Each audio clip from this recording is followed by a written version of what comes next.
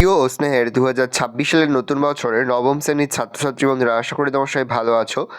আজ আমরা যে বিষয়টি নিয়ে আলোচনা করব, নবম শ্রেণীর ফার্স্ট ইউনিট টেস্ট অর্থাৎ প্রথম পর্যায়ক্রমিক মূল্যায়নের জীবন বিজ্ঞানের কোশ্চেন পেপার নিয়ে। দেখো সরাসরি স্ক্রিনে নবম শ্রেণীর ফার্স্ট ইউনিট টেস্ট অর্থাৎ প্রথম পর্যায়ক্রমিক মূল্যায়নের জীবন বিজ্ঞানের কোশ্চেনটা দেখতে পাচ্ছ। ফুল মার্কস তোমাদের রয়েছে 40 আর সময় তোমাদের রয়েছে 1 ঘন্টা 30 মিনিট। যে মুহূর্তে আমরা বিভিন্ন স্কুলের প্রশ্নপত্র হাতে পাচ্ছি, সবার ফার্স্ট ভিডিওর মাধ্যমে কিন্তু আমরা তোমাদের কাছে তুলে ধরেছি। তোমরা কিন্তু অবশ্যই আমাদের চ্যানেলটা সাবস্ক্রাইব করে রাখবে। প্রথম, কোন বিজ্ঞানী হট ডাইলুট স্যুপ কথাটি প্রথম বলেন? উত্তর হবে হ্যালডেন। প্রদত্ত কোনটির ক্ষেত্রে নোটোকর্ড মেরুদণ্ডে রূপান্তরিত হয়? উত্তর হবে ভার্টিব্রাটা। উত্তর হবে পরের প্রশ্ন, টেইডোফাইটার এর উদাহরণ হলো? উত্তর হবে লাইকোপোডিয়াম। অটোলাইসিস ঘটায়? উত্তর হবে লাইসোজোম। কোষ প্রাচীরের গঠনগত উপাদান হলো? উত্তর হবে সেলুলোজ। অ্যান্টি হ্যামারেজিক ফ্যাক্টরটি হলো ভিটামিন কে। ডিএনএ এর ক্ষেত্রে সঠিক জোড়টি হলো A=T।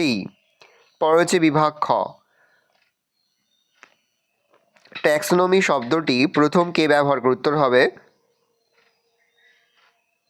ক্যান্ডল। AP candle. কেঁচো কোন পর্বের প্রাণী? কেঁচো হচ্ছে অ্যানিলিডা পর্বের প্রাণী।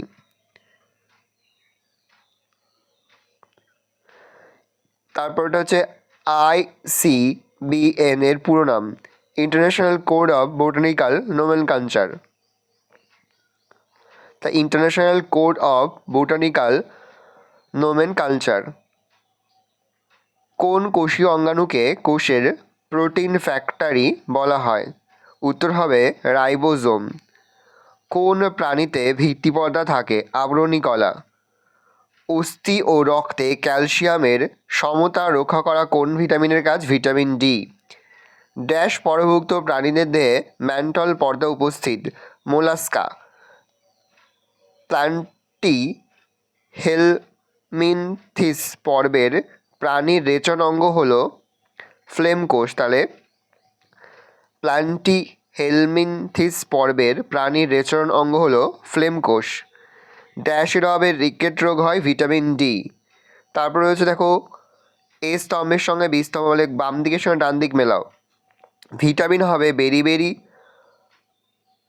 অস্ট্রিকথিস হবে দেহ। সাইক্লয়েড আঁশ।